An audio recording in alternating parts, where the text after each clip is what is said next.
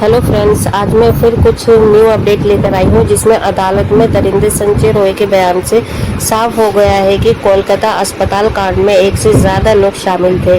दरिंदे संजय ने गलती से एक ऐसा बयान दे दिया है जिससे साफ हो गया है कि इस कांड में वे अकेले नहीं था। अब सीबीआई का शक हकीकत में बदलने लगा है।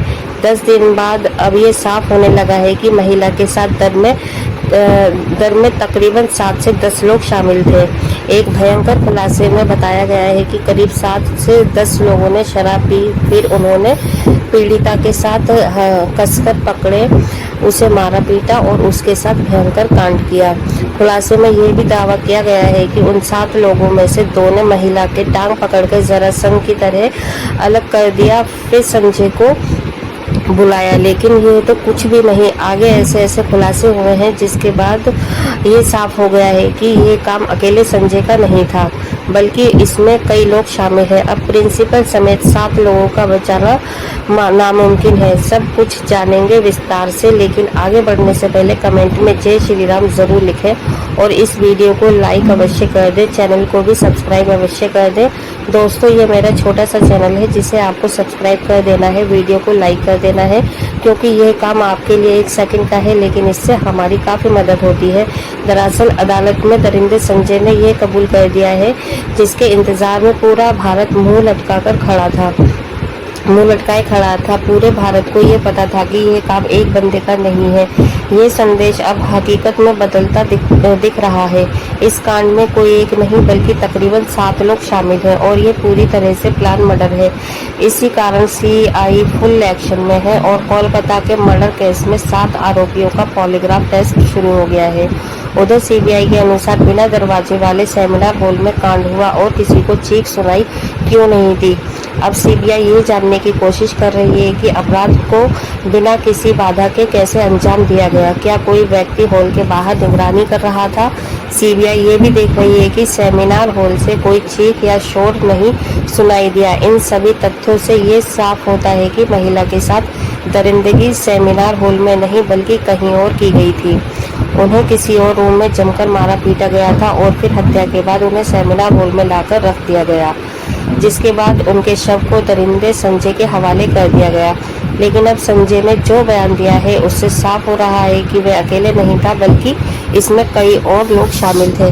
अदालत में दिए गए संजय के बयान को तो जानेंगे, लेकिन उससे पहले सबसे भयंकर खुलासे को देखते हैं जिसमें 7 लोगों के शामिल होने का दावा किया जा रहा है कि कोलकाता के आरजीकर मेडिकल कॉलेज अस्पताल में हुई महिला डॉक्टर की हत्या संजय रॉय ने नहीं बल्कि अस्पताल के 7 ट्रेनी डॉक्टरों ने की थी। मेरी बात जरा ध्यान से सुनिए, फिर मैं सब कुछ क्लियर कर दूंगी। इस पोस्ट में कहा गया है कि ट्रेनी डॉक्टरों ने पहले महिला के साथ कांड किया और फिर उसकी टांगों को बेरहमी से चीर दिया, जैसे महाभारत में जरासंध का किया गया था। जरासंध को मारने का एकमात्र तरीका ये था कि उसे बीच से चीरकर 2 भागों में विभाजित किया जाए और फिर उन हिस्सों को अलग अलग दिशा में फेंक दिया जाए ताकि वे फिर से जुड़ न सके। भीम ने इस तरीके से जरासंध का वध किया था, लेकिन एक्टिविस्ट मधु केशवर ने सोशल मीडिया प्लेटफॉर्म एक्स पर इस बारे में एक पोस्ट किया जिसमें उन्होंने बताया कि अस्पताल में काम करने वाली एक महिला डॉक्टर और उसकी दोस्त के बीच हुई फोन कॉल बातचीत में यह दावा किया गया है। उन्होंने इस बातचीत का ऑडियो भी शेयर किया जो बंगाली में है। माना जा रहा है कि सीबीआई को इस ऑडियो कॉल से कई गंभीर सुराग मिल सकते हैं। मधु केशवर के अनुसार इस बातचीत में कहा गया है कि महिला एक बहुत ही होशियार स्टूडेंट थी, लेकिन उसे अस्पताल और प्रिंसिपल के कुछ बेहद भयानक राज पता थे, जिसके कारण उसे धमकियां दी जा रही थी कि उसे अपनी थीसिस पूरी नहीं करने दी जाएगी। लेकिन इसके बावजूद भी महिला डरने वाली नहीं थी। उसने इसका विरोध किया और कहा कि अगर उसे परेशान किया गया तो वह अस्पताल की काली करतूतों को उजागर कर देगी। जिसके बाद पिछले 6 महीने से उसे लगातार परेशान किया जा रहा था। उसे बिना रुके 26 घंटे की नाइट शिफ्ट पर रखा जा रहा था और उस पर भारी काम का प्रेशर डाला जा रहा था। जेस डिपार्टमेंट के हेड, सीनियर पीजीटी और अन्य लोग भी इस बात से वाकिफ थे कि प्रिंसिपल और उनके ग्रुप नेक्सस का एक स्टूडेंट पर कितना दबाव था। इस बात से साफ है कि प्रिंसिपल समेत पूरा अस्पताल उस महिला के खिलाफ खड़ा हो गया था, क्योंकि वह सच और न्याय के लिए झुकने को तैयार नहीं थी। इस सब के बावजूद वह लड़की अपने फैसले पर अड़ी थी। 9 अगस्त 2024 की रात इन सभी ने मिलकर उसके खिलाफ साजिश रची पोस्टमार्टम में बताया गया है कि रेप और मर्डर पहले से प्लान किया गया था। ये अब तक का सबसे खौफनाक खुलासा है और सीबीआई इसी के आधार पर जांच आगे बढ़ा रही है। बातचीत में ये भी कहा गया है कि पहले कई पीजीटी और सीनियर डॉक्टर सेमिनार रूम में आराम करते थे, लेकिन उस रात पीड़िता को अकेले वहां सोने के लिए कहा गया। कुछ स्टूडेंट ने अफवाह फैला दी कि कमरा निर्माणाधीन है और वहां कोई नहीं जा सकता, जिसके बाद उस सेमिनार हॉल में किसी की जाने की हिम्मत नहीं हुई। फोन पर बात कर रही अस्पताल के डॉक्टर ने दावा किया कि घटना से पहले 4 साथी स्टूडेंट ने पीड़िता के साथ सेमिनार रूम में डिनर किया था, जिसमें वह लड़की भी शामिल थी। ये चारों सीबीआई के आधार पर है और इनकी पॉलीग्राफ टेस्ट भी कराई जा रही है, लेकिन इसके बाद पीड़िता को सेमिनार रूम में अकेले सोने के लिए कहा गया। बातचीत में ये भी बताया गया कि करीब 7 लोगों का एक ग्रुप नीचे गया और शराब पी, फिर उन्होंने पीड़िता के साथ कसकर पकड़े, उसे मारा पीटा और उसके साथ कांड किया। इस वारदात में एक महिला इंटर्न ने भी मदद की। खुलासे में यह भी दावा किया गया है कि उनमें से 2 ने पीड़िता के पैर पकड़कर जरासन की तरह अलग कर दिए, जिससे उसकी पेल्विक की हड्डियां टूट गईं। उन्होंने उसकी कॉलर बोन को भी तोड़ दिया और फिर उसे उल्टा लिटाकर उसके ऊपर जूतों से रौंदा। उसके सिर को इतनी बुरी तरह कुचला कि उसकी खोपड़ी फट गई। इस तरह से 9 अगस्त की देर रात कोलकाता के आजकर मेडिकल में ट्रेनिंग डॉक्टर की रेप के बाद हत्या कर दी गई। देखिए, अगर ये बात सच है तो फिर सीबीआई को इन 7 लोगों के खिलाफ सबूत जरूर मिलेंगी और संजय के साथ इन 7 को भी कड़ी सजा मिलनी चाहिए। इसके बाद जब ये सभी लोग वारदात को अंजाम देकर सीढ़ियों से नीचे उतरे तो संजय रॉय को देखा, जो ग्रुप डी के दूसरे कर्मचारियों के साथ शराब पी रहा था। इन डॉक्टरों ने संजय से कहा कि सेमिनार रूम में जाओ, वहां तुम्हारे लिए एक लड़की है। उसके बाद संजय ने बिना कपड़ों के शव के साथ कांड किया ताकि उसका वीडियो पीड़िता की योनि में मिल सके। पीड़िता उसके बाद देश भर के डॉक्टरों ने विरोध प्रदर्शन किया। इस ट्वीट और खुलासे को स्वतंत्र तरीके से हम प्रमाणित नहीं कर सकते, लेकिन यह ट्वीट सीबीआई की जांच में काफी महत्वपूर्ण होने वाली है। माना जा रहा है कि सीबीआई ने भी 7 लोगों को आधार पर लिया हुआ है। कोलकाता के रेप मर्डर केस में 7 आरोपियों का पॉलीग्राफ टेस्ट शुरू हो गया है। मुख्य आरोपी संजय रॉय का टेस्ट जेल में ही हो रहा है। इसके अलावा सीबीआई ने आजकर मेडिकल कॉलेज के पूर्व प्रिंसिपल संदीप घोष, 4 डॉक्टर जो वारदात की रात पीड़िता के साथ थे और एक वॉलंटियर्स 5 कर रही है, उन सभी का पॉलीग्राफ टेस्ट सीबीआई के कोलकाता ऑफिस में हो रहा है।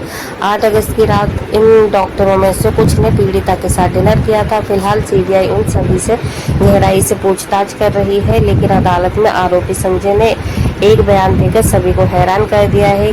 दरअसल 23 अगस्त को सियालदह कोर्ट ने संजय को 14 दिन की न्यायिक हिरासत में भेजा। इसी सुनवाई के दौरान संजय पॉलीग्राफ टेस्ट के लिए भी तैयार हुआ था।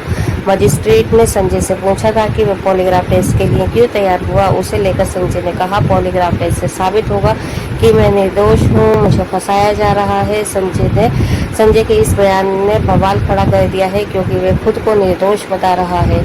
इसका मतलब साफ है कि इस कांड में कई लोग शामिल हैं। इसी कारण सीबीआई फुल एक्शन मोड में आ चुकी है।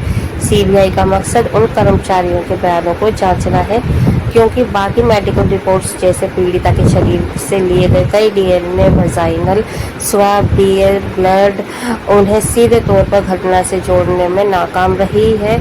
सीबीआई जानना चाहती है कि क्या इन 4 डॉक्टरों ने सबूतों के साथ कोई छेड़छाड़ की थी या फिर वे किसी बड़े षड्यंत्र का हिस्सा थे, क्योंकि पोस्टमार्टम रिपोर्ट इधर उधर करने में प्रिंसिपल समेत ये सभी लोग बेहद माहिर थे। इस कारण सीबीआई इस घटना को कई एंगल से जांच कर रही है। आजकर अस्पताल के पूर्व प्रिंसिपल संदीप घोष से आज लगातार 9वें दिन पूछताछ हो रही है। सीबीआई की टीम ने घोष से अब तक करीब 100 घंटे की पूछताछ कर ली है, लेकिन अब तक उनके जवाबों से संतुष्ट नहीं है, क्योंकि वह बार बार अपने बयान बदल रहा है।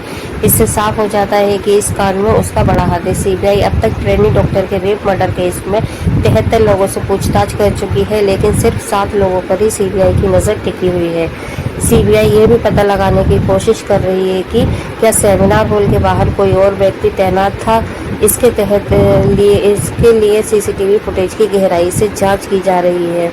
अधिकारी ये भी देख रहे हैं कि जब घटना हुई तो सेमिनार हॉल के अंदर से कोई आवाज़ क्यों नहीं सुनाई दी। सीबीआई के अनुसार अस्पताल के सेमिनार हॉल के दरवाजे की चिटकनी कुछ दिनों से टूटी हुई थी और ये बात सबको पता थी। इसी कारण जब डॉक्टर रात 2 से 3 के बीच हॉल में गई तो दरवाजा बंद नहीं कर पाई। एक ड्यूटी डॉक्टर ने उन्हें सोते हुए भी देखा था।